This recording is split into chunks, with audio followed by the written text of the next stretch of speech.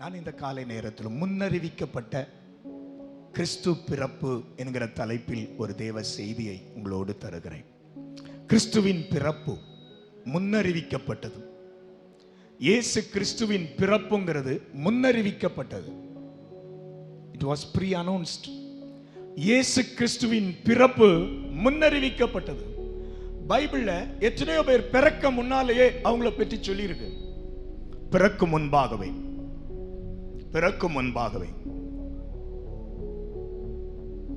இன்றும் குழந்தைங்க பிறக்க முன்னால டாக்டர்ஸ் எத்தனையோ காரியங்கள் சொல்லுவாங்க. அவங்க உருவான காலத்துல இருந்து தான் சொல்ல முடியும். ஆனா உருவாகும் காலத்துக்கு முன்னாலேயே ஒருவர் சொல்ல வல்லவராயிருக்கிறார். அவர் தான் தேவனானவர். ஹல்லேலூயா. முன்னறிவிக்கப்பட்ட கிறிஸ்து பிறப்பு. இயேசுவின் பிறப்புங்கிறது ஏதோ தற்செயலாய் திடீரென்று நடந்த ஒரு நிகழ்ச்சி அல்ல. It was already planned by the Father God.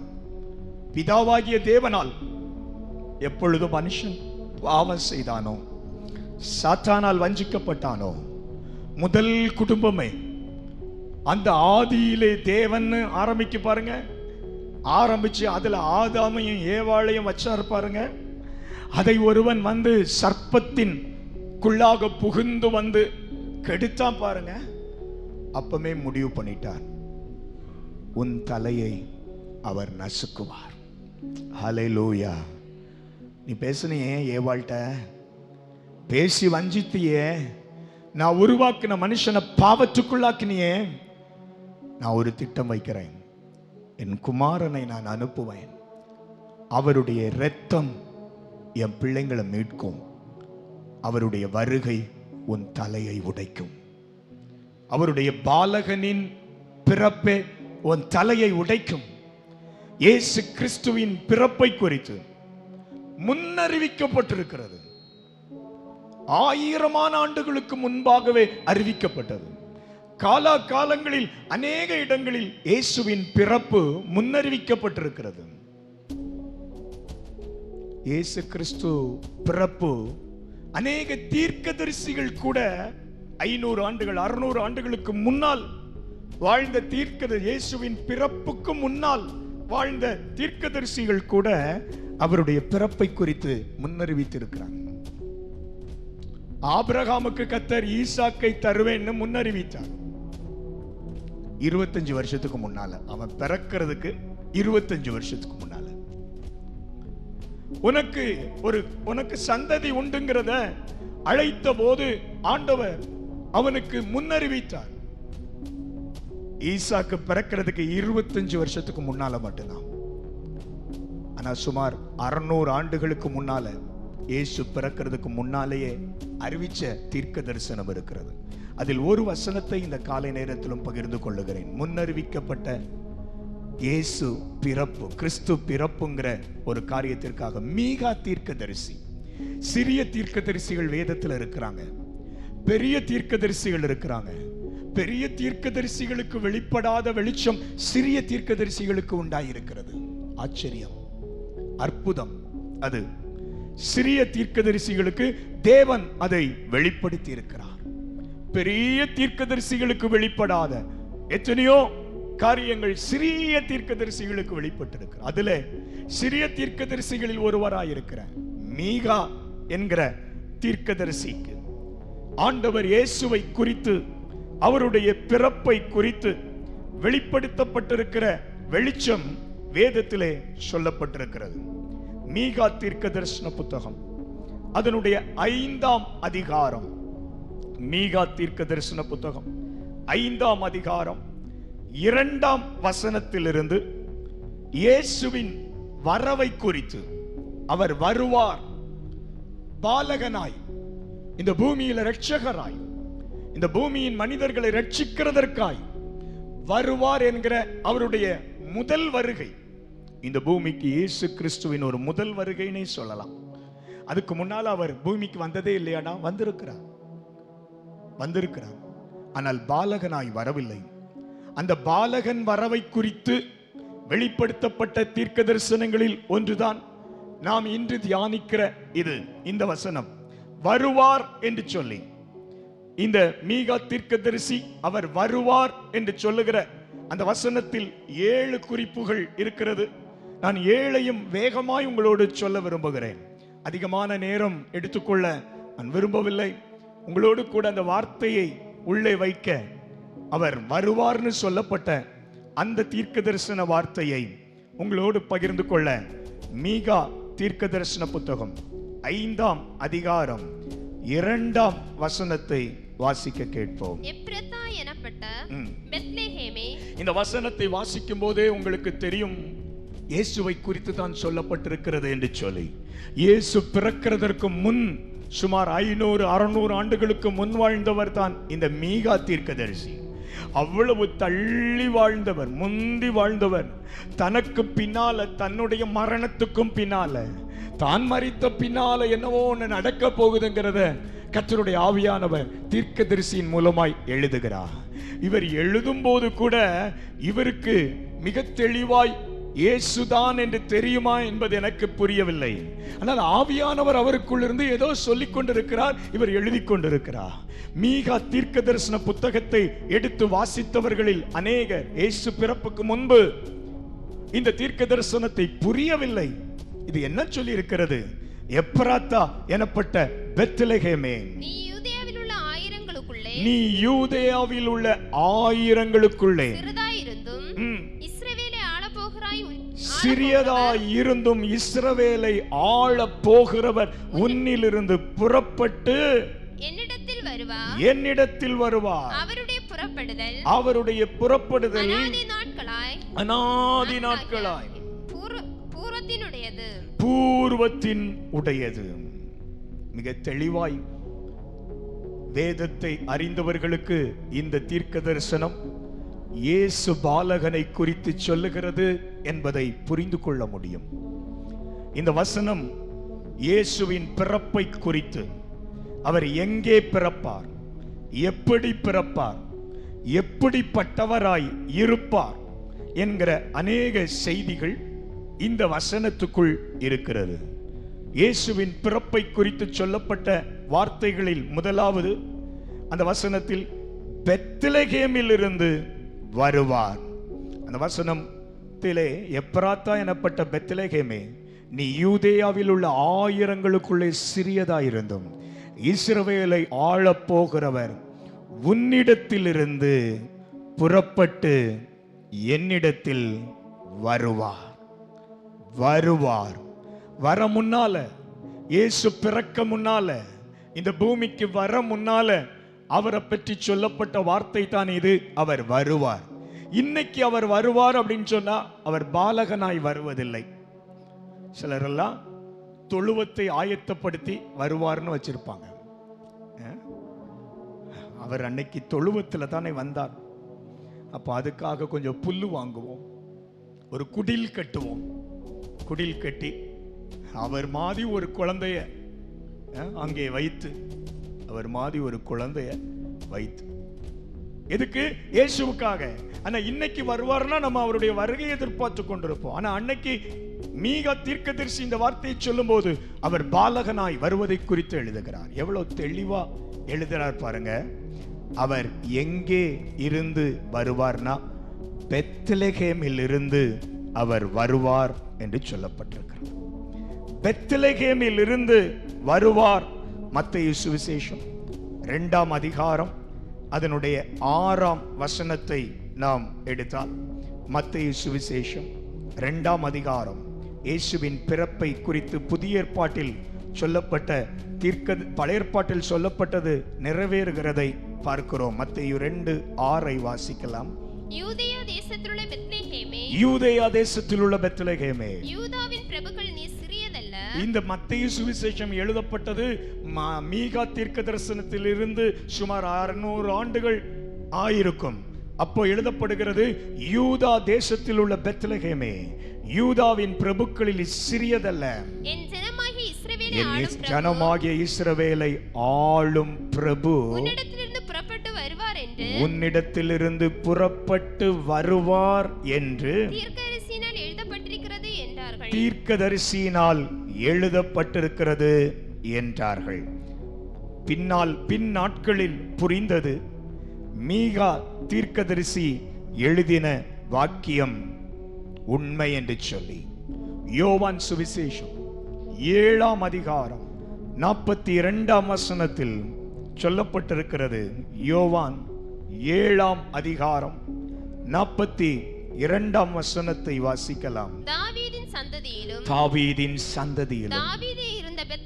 தாவீது இருந்த பெத்லகேம் ஊரிலிருந்து கிறிஸ்து வருவார் என்று வேத வாக்கியம் சொல்லவில்லையா? முன்னறிவிக்கப்பட்ட கிறிஸ்துவின் பிறப்பு, முன்னறிவிக்கப்பட்ட இயேசு அவர் வாழ்ந்த காலத்துல தீர்க்க தரிசனம் நிறைவேறுதலை சிலர் புரிந்து கொண்டார்கள். இன்னைக்கும் எத்தனையோ தீர்க்க தரிசனங்கள் நிறைவேறிக் கொண்டிருக்கிறது. அதை வேதத்தை தியானிக்கிறவர்கள், ஆராய்கிறவர்கள் புரிந்து கொள்வார்கள். இயேசு அல்லது எல்லா தீர்க்க தரிசனம், யுத்தங்கள், செய்தி, ஒரு தேவ மனுஷன் தீர்க்க தரிசனங்களும் அதன் நிறைவேறுதலை குறித்துமே எப்பவும் பிரசங்கம் பண்ணுவார். நீங்களும் சில நேரம் கேட்டிருப்பீங்க.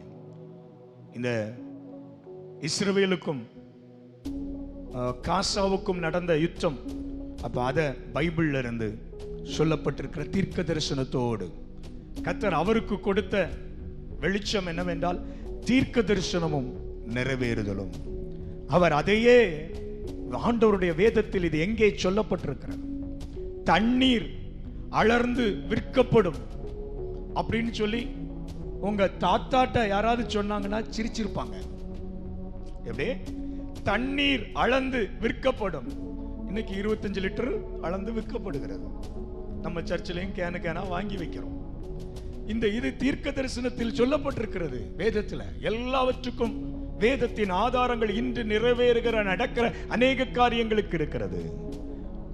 இயேசு வாழ்ந்த காலத்துல அவருடைய தீர்க்க தரிசனத்தை நினைச்சு சொல்றாங்க. தாவீதின் சந்ததியிலும் தாவீதிலிருந்து பெத்லகேம் ஊரிலும் இருந்து கிறிஸ்து வருவார் என்ற வேத வாக்கியம் சொல்லவில்லையா என்று கேட்கிறார்.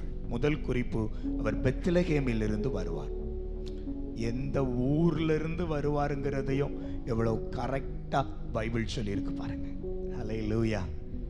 பாகோட்டிலிருந்து வருவார்னு சொல்லியிருந்தா நமக்கெல்லாம் எவ்வளவு சந்தோஷம். நம்ம ஊர்ல அவர் பிறந்து போயிருந்தா இன்னைக்கு நமக்கு சந்தோஷமா இல்லையா? உங்களுக்கெல்லாம் சந்தோஷம் இல்லை போல தெரியுது. ஒருவேளை அவருக்கு இடம் கொடுக்காம இருந்திருந்தோ போனோம் அப்படின்னு நினைக்கிறீங்களோ என்னவோ தெரியல. அவர் பெத்லகேமில் பிறப்பார். இரண்டாவது குறிப்பு என்ன தெரியுமா? சிறியதிலிருந்து வருவார். He will come from little. அவரை குறித்து சொல்லப்பட்ட தீர்க்க தரிசனங்களில் 7 அடையாளங்கள் இருக்கிறது. அதுல ஒன்று பெத்லகேமில் இருந்து வருவார்.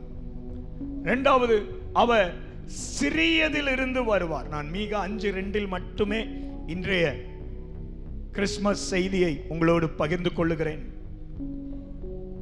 முன்னறிவிக்கப்பட்ட கிறிஸ்து பிறப்பு என்கிற தலைப்பில் இரண்டாவது காரியம் என்ன தெரியுமா? அவரை பற்றி சொல்லப்பட்டிருக்கிறது, அவர் சிறியதிலிருந்து வருவார் என்று சொல்லப்பட்டிருக்கிறார். அவர் சிறியதிலிருந்து வருவார். He will come from little. மத்தேயு 13:55 வாசிக்க வேண்டாம், நான் சம்பவத்தை சொல்றேன். அவரை குறித்து என்ன தெரியுமா சொன்னாங்க?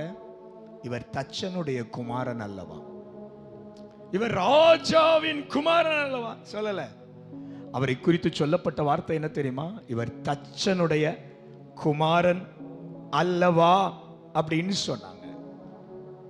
இவர் 55 நான் சொல்லும் போது கொஞ்சம் கவனிச்சிங்கன்னா அல்லது எழுதியாவது வைக்கணும். மத்தேயு 13:55 சொல்லி இவன் தச்சனுடைய குமாரன் அல்லவா, இவன் தாய் மரியாள் நம்ம மேரி அல்லவா, தானிவள மேரி இல்ல, நம்ம மேரி அல்லவா, யாக்கோபு, யோசே, சீமோன், யூதா என்பவர்கள் இவனுக்கு சகோதரன் அல்லவா. அந்த கம்பு எடுத்து விளையாடிக்கிட்டு கிடக்கானே அந்த யோசே, சீமோன், யூதா, அந்த டவுசர் கூட சரியா போட முடியாம அவனுக்கு பிரதர் தானே இவன், அந்த வீட்டில் உள்ளவன். சிறியதிலிருந்து இயேசு நமக்காக வந்தார். எத்தனை பேர் கர்த்தரை துதிக்கலாம்? ஹல்லேலூயா. சிறியதிலிருந்து இயேசு நமக்காக வந்தார். சாஸ்திரிகள் என்ன தெரியுமா நினைச்சாங்க? அவர் பெரியதிலிருந்து வந்திருப்பார்னு நினைச்சாங்க. அதனாலதான் நட்சத்திரத்தை குறித்து அறிவு பெற்ற இவர்களுக்கு அவர் சிறியதிலிருந்து தான் வருவார்னு தெரியாம பெத்லகேமில் பிறக்கிறவரை எருசலேமில் தேடினார்கள். பெத்லகேமில் பிறக்கிறவரை மத்தேயு சுவிசேஷம் 2ஆம் அதிகாரம் 1ஆம் வசனம் 2ஆம் வசனம் 3ஆம் வசனத்துல சாஸ்திரிகள் அவரை சிறியதான இடத்துல தேடல, ரொம்ப பெரிய இடத்துல தேடினாங்க.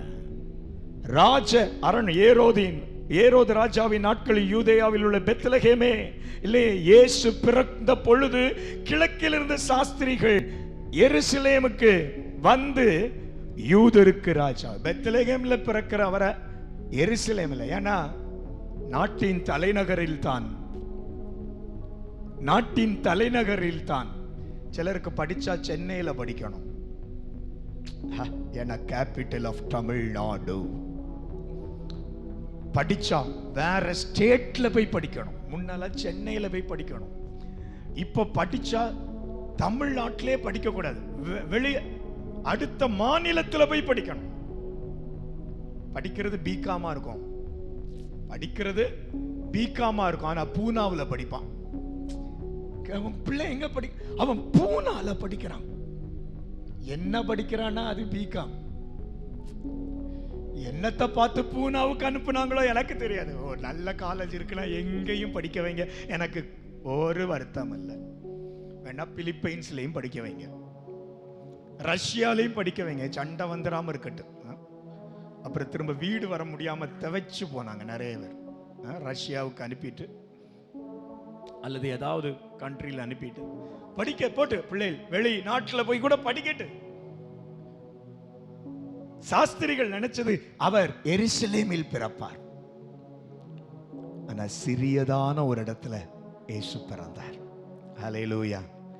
எளிய குடும்பத்தில் இயேசு பிறந்த 3ஆம் வசனத்தை எடுக்கலாம். அதுல 3ஆம் வசனம், ஏரோது ராஜா அதை கேட்ட போது அவனும் அவனோடு கூட எருசலேம் நகரத்தார் அனைவரும் கலங்கினார்கள்.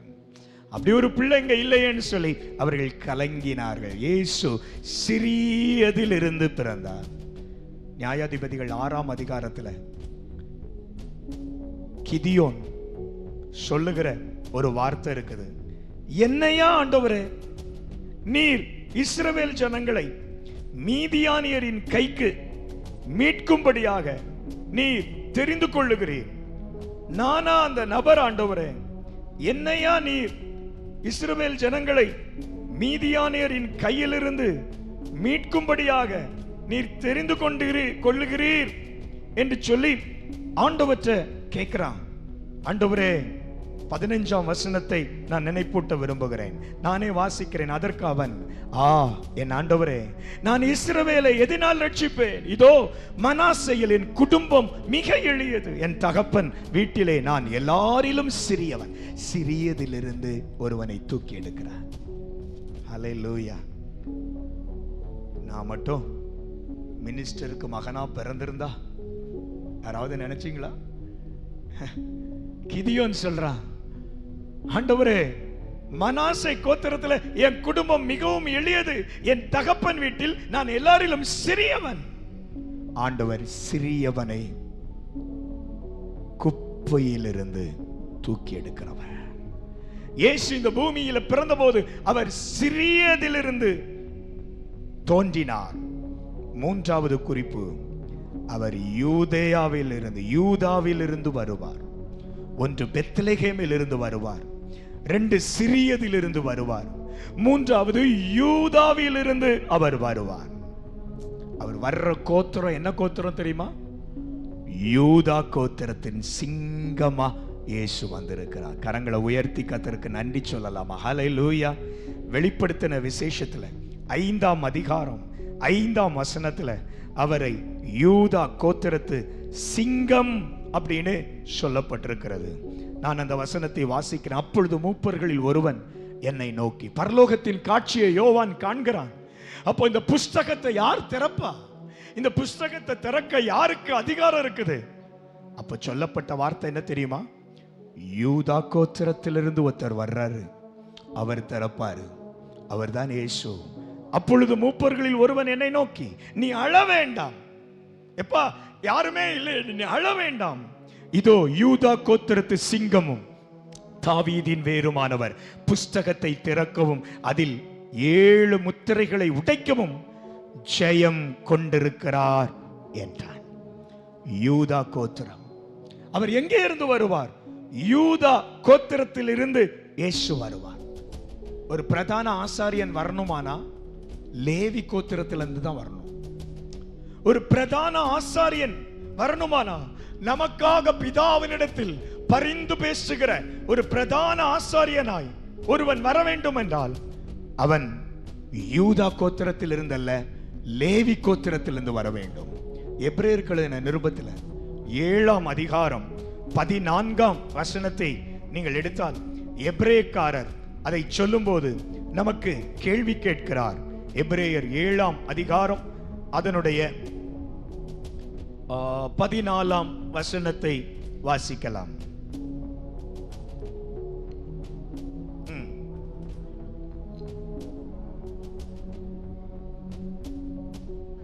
ஆதலால் நாம் 7:14 எபிரேயர் 7:14 நம்முடைய கர்த்தர் யூதா கோத்திரத்தில் தோன்றினார் என்பது பிரசித்தமாயிருக்கிறதே. அந்த கோத்திரத்தாரை குறித்து மோசே ஆசாரியத்துவத்தை பற்றி ஒன்றும் சொல்லவில்லையே. கேட்கிறார் பாத்தீங்களா? யூதா கோத்திரத்திலிருந்து இயேசு பிறந்தார்னு சொல்லப்படுது, ஆனா ஆசாரியனாய் இருக்கிறாரே. ஆசாரியன் என்றால் லேவி கோத்திரத்திலிருந்து வர வேண்டும். ஒன்னு சொல்லட்டுமா, எதிர்பார்த்த குடும்பத்திலிருந்து ஊழியக்காரன் வராம இருக்கலாம், அற்பமான குடும்பத்திலிருந்து கர்த்தர் ஊழியக்காரனை எழுப்புவார். அல்லேலூயா. பாஸ்டருக்கு பையன் ஊழியக்காரனா மாறாம இருக்கலாம், ஆனா எல்லாராலும் புறக்கணிக்கப்பட்ட ஒரு குடும்பத்திலிருந்து இயேசு தமக்கான ஒருவனை திரியதிலிருந்து, யூதாவிலிருந்து, ஹல்லேலூயா, யூதானா துதி, துதியிலிருந்து கர்த்தர் எழும்பி வருகிறார். துதிகளின் மத்தியில் அவர் வாசம் பண்ணுகிறவராய் இருக்கிறார். வேகமாக 4வது காரியத்தை உங்களோடு சொல்லுகிறேன். அது ஆளப்போகிறவர் வருவார். 4வது வார்த்தை அந்த மீகால இருக்கிற வார்த்தையை நான் எடுத்து சொல்லுகிறேன். ஆளப்போகிறவர் வருவார். 1 சொன்னேன் பெத்லகேமில் இருந்து வருவார். 2 சொன்னேன் சிறியதில் இருந்து வருவார். 3 சொன்னேன் யூதாவில் இருந்து வருவார். 4 சொல்லுகிறேன் ஆளப்போகிறவர். அந்த மீகா தீர்க்கதரிசி இயேசுவின் பிறப்பை முன்னறிவிக்கும் போது அவர் குறிக்கிற ஒரு வார்த்தை தெரியுமா? வருவார். அவர் யாரா வருவார் தெரியுமா? ஆளப்போகிறவரா வருவார். ஆமென், ஹல்லேலூயா. ஆளப்போகிறவர் வருவார். சில வீட்டுல குழந்தை பிறந்துச்சுன்னா ஆனா பெண்ணான்னு கேட்பாங்க, அப்படிதானா? எது பிறந்தாலும் ஸ்தோத்திரம் பண்ற சில நல்ல குடும்பங்கள் இருப்பாங்க.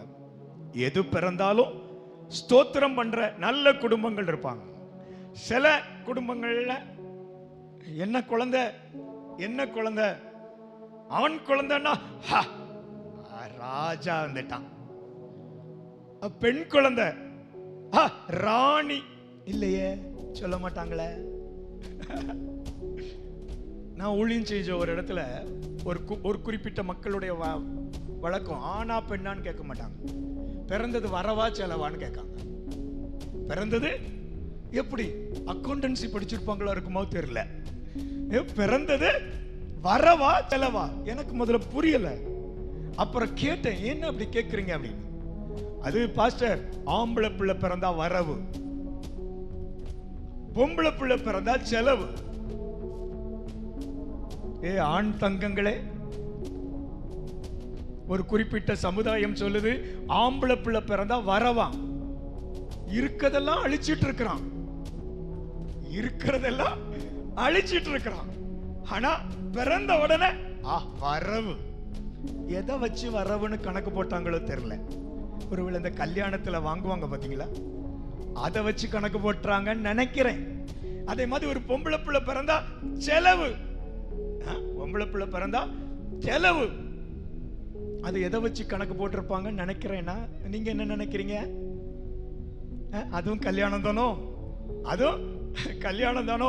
பாஸ்டர் கொஞ்சம் சேர்த்து கொடுத்தாதான் கட்டி கொடுக்க முடியும். ஒருத்தர் கல்யாணத்துக்கு இப்படி ஒரு வீட்டில் டவுரி பேசின போது அவர் அந்த வீட்டுக்காரரு, சரி கூட வேணுமா உங்களுக்கு தாரேன், உங்களுக்கு தாரேன்னு சொல்லி கொடுத்தாரு. அவர் கொடுத்தாராம். நீங்க இவ்வளவுக்கு வேணுமா கேட்குறீங்க, சரி. அவர் எப்ப 18 வயசு ஆகும்னு காத்துட்டே இருந்தார். எதுக்கு? மகளை கட்டி கொடுக்கிறதுக்கு. கட்டி கொடுக்கிறதுக்கு கேட்டதுக்கு இவ்வளவு தருவேன்னு முதல்ல சொன்னாரு. அப்போ அவங்க சொன்னாங்க இல்ல கூட வேணும். இவர் கொஞ்சம் யோசிச்சு பார்த்தாரு. 18 வயசு ஆகுது, 22 வயசு ஆச்சுன்னா 4 வருஷம்.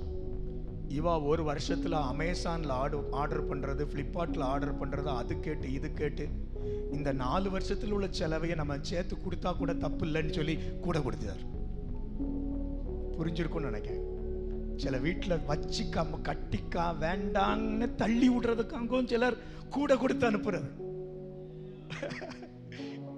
எப்படி எல்லாம் சமுதாயம் இருக்குதுன்னு பாருங்க. வரவா செலவா, வரவா செலவா. ஆளப்போகிறவர், அவரை குறித்து சொல்லப்பட்ட வார்த்தை என்ன தெரியுமா? ஆளப்போகிறவர் பிறந்திருக்கிறார். ஏசாயா தீர்க்கதரிசன புத்தகம் 9ஆம் அதிகாரம் 6ஆம் வசனத்தை எடுத்தால், நமக்கு ஒரு பாலகன் பிறந்தார், நமக்கு ஒரு குமாரன் கொடுக்கப்பட்டார். அடுத்த வார்த்தை என்ன தெரியுமா எழுதியிருக்கு? கர்த்தத்துவம் அவர் தோளின் மேல் இருக்கும். கர்த்தத்துவம். சில நேரம் அந்த வார்த்தை அர்த்தம் புரியாம இருக்கும். ஆங்கில வேதாகமம் இருந்தா, மலையாள பைபிள்ல எப்படி இருக்கு சிஸ்டர்?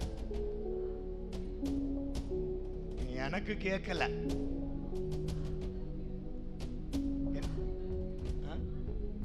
ஆதி எனக்கு அப்ப மலையாளம் புரியல. சரியா? ஆங்கிலத்தில் போட்டிருக்கு, his government will be on his shoulder. ரொம்ப அழகான வார்த்தை அது, his government. நமக்கு அது டக்குன்னு புரியும். கவர்மெண்ட் மோடி என்ன பிரதமர், நம்ம பிரதமர் நமக்கு தந்திருக்கிற ஒரு நல்ல பிரிஸ்கான பிரதமர். இத்தனை வயசுலயும் இவ்வளவு பிரிஸ்கா நமக்கு தந்திருக்கிற முதலமைச்சரையும் அப்படிதான் பாராட்டுறேன். என்னையெல்லாம் வச்சா ஓடிக்கிடவே மாட்டேன்ப்பா. மழை பெஞ்சுனா உடனே போய் நிற்காரு. நம்ம ஊழியக்காரனா இருந்துட்டு திருநெல்வேலியில மழை பெஞ்சா சபையை கொஞ்சம் கூட எட்டி பார்க்க மாட்டோம். நமக்கு மழை இல்லை, சோத்திரம். நம்ம தண்ணிக்குள்ள இல்லை, சோத்திரம். நம்ம தண்ணிக்குள்ள இருந்தா மட்டும் யோசிப்போம், சபையார் தேடினார்களா? ஸ்தாபனம் தேடினதா? நீ தேடினாயா? நீ தேடினாயா? உத்தரப்பிரதேசத்துல வெள்ளம் இப்படின்னு கேட்டோன்னா, உங்க பிள்ளை அங்க படிச்சுட்டு இருந்தேன்னா உடனே, மவளே உனக்கு இருக்க இடத்துல மழை உண்டோ? அதே இது ஒரு பாஸ்டர் பிரபாகரன் அவர் அங்க இருக்காரு. எத்தனை மிஷினரிகள் இருக்காங்க. யாராவது ஒருத்தர் செய்தித்தாள்ல நம்ம சபை இருக்கிற பட்டணத்தை பேரை கூட போட்டிருக்க, ஒண்ணு போன் பண்ணுவோம், என்னையோடையும் சேர்த்து தான்.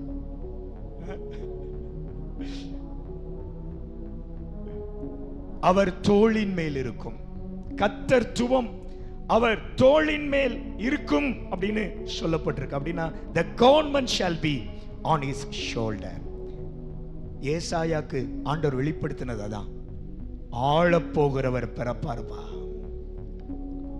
சிலர் பிறந்து இப்ப நமக்கு தேசத்துல பிரதமரா இருக்கிறவர் மோடி, நரேந்திர மோடி அவர்கள் பிறந்த போது யாராவது இந்த பிள்ளை மொழிய பார்த்தாலே தெரியுது இந்தியாவை ஆளுவான் சொல்லி இருந்திருப்பாங்களா?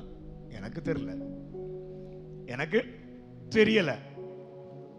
ரொம்ப சிம்பிளான குடும்பத்துல பிறந்து வளர்ந்தவர், எளிய குடும்பத்துல. ஆனா இந்த பாலகன் பிறக்கும் போதே என்ன தெரியுமா? பிறக்க முன்னாலே சொல்லி இருக்கு, the government will be on his shoulder. தோள்ல இருக்குன்னா என்ன அர்த்தம்னா சுமப்பார்னு அர்த்தம். தோள்ல என்ன தெரியுமா இருக்கு? குடம் இல்ல, நாட்டின் அரசாங்கமே, உலகத்தின் அரசாங்கமே அவர் தோளின் மேல் இருக்குது. ஹல்லேலூயா. அட்லஸா யாரோ ஒருத்தர் உலக உருண்டையை தூக்கி வச்சிருக்கானு எவனோ கதை எழுதணும். அட்லஸா தான் நினைக்கிறேன். என்ன செஞ்சிட்டு இருக்கானா தெரியுமா? அவன் உலகத்தை தோள்ல வச்சு சுமந்துட்டு இருக்கான. ஏய், அந்தரத்துல என் ஆண்டவர் தொங்க விட்டு இருக்கிறார். ஹல்லேலூயா. the government. எரேமியாவுக்கு கர்த்தர் இந்த வெளிச்சத்தை கொடுக்கிறார், இந்த இயேசு ஆளப்போகிறவர் என்று சொல்லி. எரேமியா 23ஆம் அதிகாரம் 5, 6 ஆகிய வசனங்களிலே இவருடைய ஆளுகை குறித்து அவன் சொல்லுகிற என்ன தெரியுமா? இதோ நாட்கள் வரும் என்று கர்த்தர் சொல்லுகிறார், அப்பொழுது தாவீதுக்கு ஒரு நீதி உள்ள கிளை எழும்ப பண்ணுவேன். அவர் ராஜாவாயிருந்து ஞானமாய் ராஜரீகம் பண்ணி பூமியிலே நியாயத்தையும் நீதியும் நடப்பிப்பார். அவர் நாட்களில் யூதா ரட்சிக்கப்படும், இஸ்ரவேல் சுகமாய் வாசம் பண்ணும். அவர் இடும் நாமம் நமது நீதியாயிருக்கிற கர்த்தர் என்பதே. ஆளப் போகிறவர் பிறப்பார். வேகமாக மற்ற மூன்றையும் சொல்லி முடிக்கிறேன். 5வது குறிப்பு, புறப்பட்டு வருவார். 5வது குறிப்பு, புறப்பட்டு வருவார். நான் நேற்றும் உங்களோடு கூட புறப்பட்டு வருவார் என்கிற செய்தியை கொடுத்தேன். இந்த இயேசு எப்படி வருவார் தெரியுமா? புறப்பட்டு வருவார். மார்க்கு சுவிசேஷம் 1ஆம் அதிகாரம் 38, 39 ஆகிய வசனங்களில் சொல்லப்பட்டிருக்கிறது. 38, 39 அவர்களை அவர் நோக்கி, அடுத்த ஊரிலும் நான் பிரசங்கம் பண்ண வேண்டுமாதலால் அவ்விடங்களுக்கு போவோம் வாருங்கள், இதற்காகவே புறப்பட்டு வந்தேன் என்று சொல்லி கலிலேயா நாடெங்கும் அவர் இதுக்காகவே புறப்பட்டு வந்தார். நான் சொல்ற 5வது காது இயேசுவின் பிறப்பு, முன்னறிவிக்கப்பட்ட கிறிஸ்துவின் பிறப்பு. அதிலே சொல்லப்பட்டிருக்கிறது என்னவென்றால், அவர் புறப்பட்டு வருவார். வந்த போது சொன்னா, நான் புறப்பட்டு வந்தேன். எதுக்கு தெரியுமா? எல்லா ஊர்லயும் பிரசங்கம் பண்ண. ஆமென். நான் உங்களுக்கு டைம் கொடுத்ததை விட கூட போயிட்டேன். யாராவது குக்கர்ல கறி வச்சுட்டு கரெக்டா போயிடலான்னு வந்தீங்களான்னு எனக்கு தெரியல. இல்லையே. சரி இருக்கட்டும். இப்போ உங்களை வீட்டுக்கு கூட்டிட்டு போனது தப்போ? பரவாயில்ல, ஒரு வார்த்தை கூட கேட்டு நம்ம ஜெபிக்கலாம். 6வது காரியம் என்ன தெரியுமா? என்னிடத்திற்கு வருவார். அந்த பெத்லகேமில் இருந்து என்னிடத்திற்கும் வருவார். பாகோட்ல இருக்கிற நம்மிடத்துக்கும் வருவார். 7வது குறிப்பு, அந்த வசனம் மீக 5:2, அநாதி நாட்களுக்கு முன் ஆயத்தப்படுத்தப்பட்டவர் வருவார். அநாதி நாட்களுக்கு முன் ஆயத்தப்படுத்தப்பட்டவர் வருவார் என்று அந்த தீர்க்க தரிசன வார்த்தை உரைக்கிறதா இருக்கிறது. அநாதி காலத்துக்கு முன். சங்கீதம் 90:2, பர்வதங்கள் தோன்றும் முன்னும் நீர் பூமியையும் உலகத்தையும் உருவாக்கும் முன்னும் நீரே அநாதியாய் என்றென்றைக்கும் தேவனாய் இருக்கிறீர்னு சொல்லப்பட்டிருக்கு. அநாதியாய், அநாதி நாட்களுக்கு முன் ஆயத்தப்படுத்தப்பட்டவர் வருகிறார் என்று சொல்லி இயேசு கிறிஸ்துவின் வருகையை குறித்து முன்னறிவிக்கப்படுகிற தீர்க்க தரிசனமாக அங்கே சொல்லப்பட்டிருக்கிறது. யோவான் சுவிசேஷம் 8ஆம் அதிகாரம் 58ஆம் வசனத்துல, அதற்கு இயேசு, ஆபிரகாம் உண்டாகிறதற்கு முன்னமே நான் இருக்கிறேன் என்று மெய்யாகவே மெய்யாகவே உங்களுக்கு சொல்லுகிறேன் என்று சொல்லுகிறார். முன்னறிவிக்கப்பட்டவர், அநாதி நாட்களுக்கு முன் ஆயத்தமாக்கப்பட்ட. ஏதோ 2000 வருஷத்துக்கு முன்னால தானே உங்க இயேசு வந்தார். சிலர் சொல்லலாம், நாங்க ஆராதிக்கிற கடவுள் கிமுலே இருக்கிறாரே அப்படின்னு சிலர் சொல்லலாம். புத்தர் பிறந்தது கிமு. ஆமா, எனக்கு சரியான இயர், அவருடைய டேட் ஆஃப் பர்த் தெரியல. இருக்குது. அவங்க எல்லாம் இயேசுவுக்கு முன் பிறந்தவங்க இருக்கலாம். ஆனா ஒண்ணு நீங்க புரியணும், அவர் பிறக்கும் முன்னாலேயே அவர் இருக்கிறார். எத்தனை பேர் ஆமென்னு சொல்லலாம்? அதனாலதான் சொன்னேன், அநாதி நாட்களுக்கு முன் ஆயத்தப்படுத்தப்பட்டவர் வருகிறார். ஜெபிப்போமா? ஜெபிப்போமா? இயேசுவை நோக்கி பார்ப்போமா? கர்த்தரை நோக்கி பார்க்கலாம். பெத்லகேமில் பிறந்தவரே, ஹல்லேலூயா, சிறியதிலிருந்து வந்தவரே அப்படி சொல்லி துதியுங்க. யூதாவிலிருந்து வந்தவரே, யூதாவிலிருந்து வந்தவரே, உமக்கு ஸ்தோத்திரம், உமக்கு ஸ்தோத்திரம், உமக்கு ஸ்தோத்திரம். அந்த வார்த்தை எத்தனை பேருக்கு சொல்ல முடியும்? ஆண்டவரே உமக்கு ஸ்தோத்திரம் ராஜா, ஆண்டவரே உமக்கு ஸ்தோத்திரம். ஆண்டவரே, நீர் பிறந்தவர், நீர் வந்திருக்கிறவர், முன்னறிவிக்கப்பட்டவராக, முன்னறிவிக்கப்பட்டவராக கிறிஸ்து பிறந்தார் என்கிறத இந்த கிறிஸ்துமஸ் நாளிலும் நம்ம செய்தி கேட்டிருக்கிறோம். முன்னறிவிக்கப்பட்டவராய், முன்னறிவிக்கப்பட்டவராய். It was already announced. அவருடைய பிறப்பை குறித்து மீக 5 இந்த 2ஆம் வசனத்துல 7 காரியங்களை தியானிக்க முடிந்தது. பெத்லகேமிலிருந்து வந்தவரே உமக்கு ஸ்தோத்திரம், சிறியதிலிருந்து வந்தவரே உமக்கு ஸ்தோத்திரம், யூதாவிலிருந்து வந்தவரே உமக்கு ஸ்தோத்திரம், ஆளுகிறவராய் வந்தவரே உமக்கு ஸ்தோத்திரம். புறப்பட்டு வந்தவரே உமக்கு ஸ்தோத்திரம். என்னிடத்திற்கும் வந்தவரே உமக்கு ஸ்தோத்திரம். அநாதி நாட்களுக்கு முன்பாக ஆயத்தப்படுத்தப்பட்டவர் நீர் வந்தீரே. எத்தனை பேர் கரங்களை தட்டி இயேசுவே நன்றி, இயேசுவே நன்றி, இயேசுவே நன்றி. ஆமென், ஆமென், ஹல்லேலூயா. பெத்தலகேம் பிறந்தவரை போற்றி துதியும் மனமே, பெத்தலகில் பிறந்தவரை போற்றி துதியும் மனமே, பெத்தலகில் பிறந்தவரை போற்றி துதியும் மனமே, பெத்தலகில் பாட்டை தேடி மனமே, பெத்தலகில் பிறந்தவரை போற்றி துதியும் மனமே, பிறந்தவரை போற்றி துதி. ஆமென். பெத்தலகில் பிறந்தவரை, ஆமென். பெத்தலகில் பிறந்தவரை போற்றி துதியும் மனமே, பெத்தலகில் பிறந்தவரை போற்றி. ஆமென். பெத்தலகில் பிறந்தவரை போற்றி துதியும் மனமே, நமக்காக பெத்தலகேமில் பிறந்தவரை.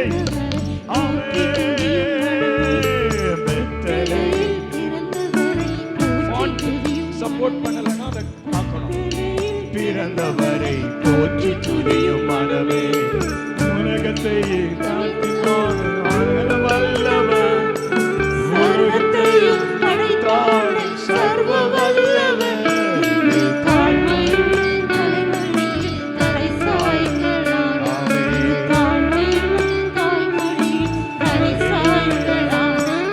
பெத்தலகில் பிறந்தவரை போற்றி துதியும் மனமே,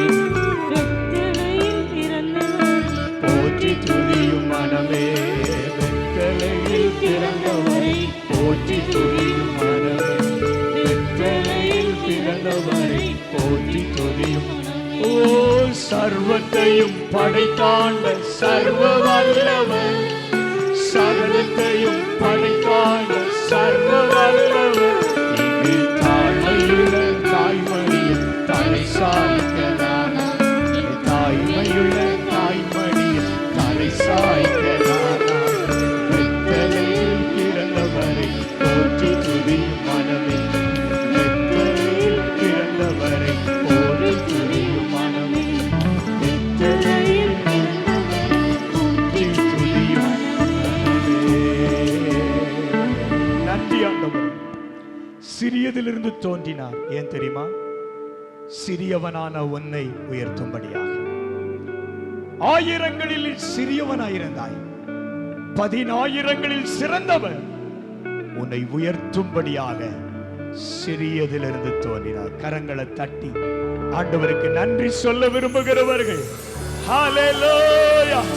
சிறியவனே, உன்னை எளியவனே, குப்பையில் இருந்து உன்னை தூக்கி எடுக்கிறவர், உன்னை குப்பையில் இருந்து தூக்கி எடுக்கிறவர், உன்னை குப்பையில் இருந்து தூக்கி எடுக்கிறவர்.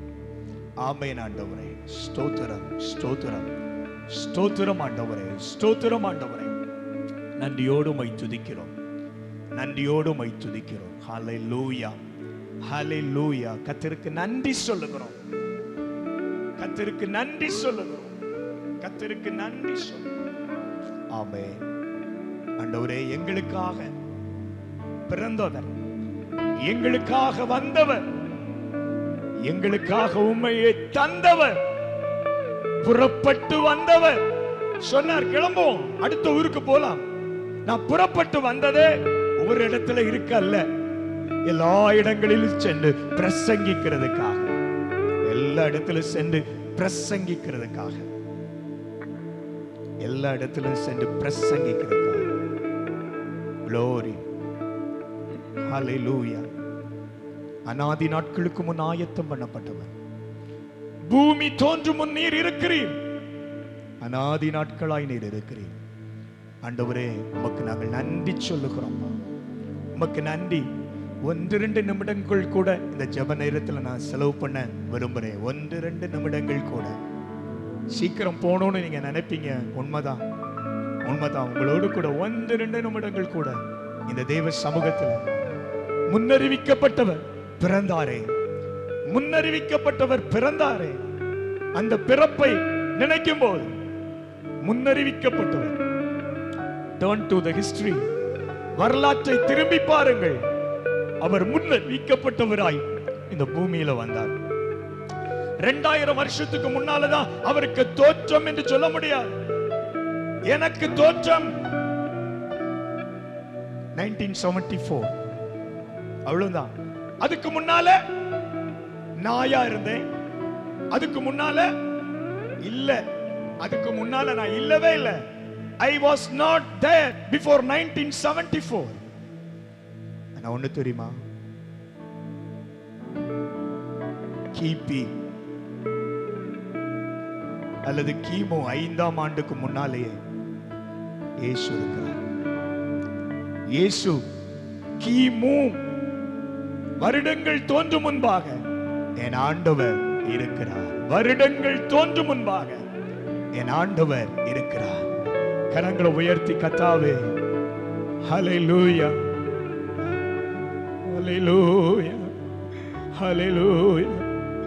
தூதர் போற்றும் தூய தூயனே, நீதி சர்வ ஞானமுள்ளோனே. தூதர் போற்றும் தூய தூயனே, நீதி சர்வ ஞானமுள்ளோனே.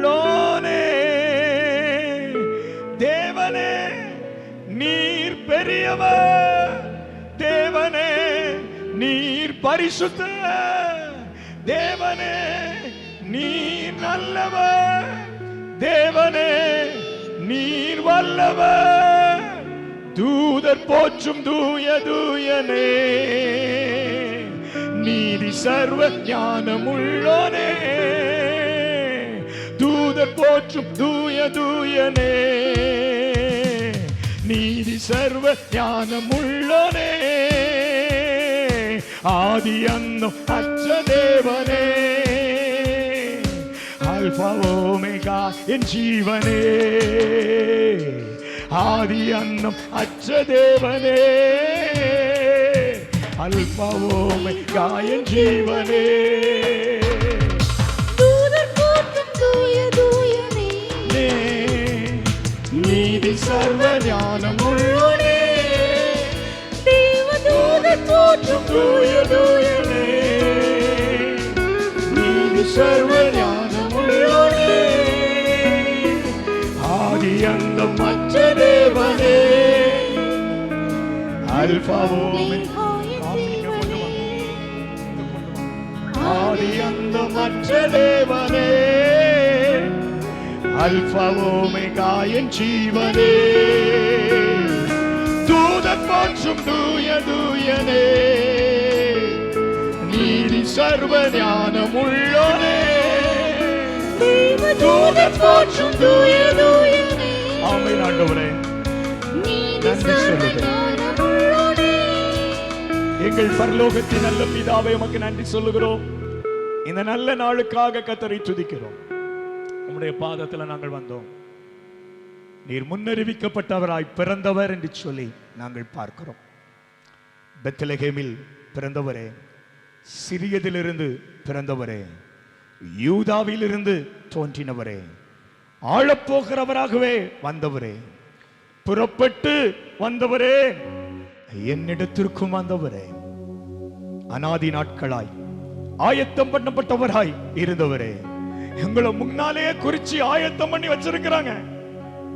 2000 வருஷத்துக்கு முன்னால நீங்க அனுப்பப்பட்டு வந்ததுக்காக நன்றி சொல்றோம். எல்லா கனத்தையும் மகிமையும் தேவனே உமக்கு நாங்கள் செலுத்துகிறோம். இயேசுவின் மூலம் ஜெபிக்கிறோம் எங்கள் நல்ல பிதாவே.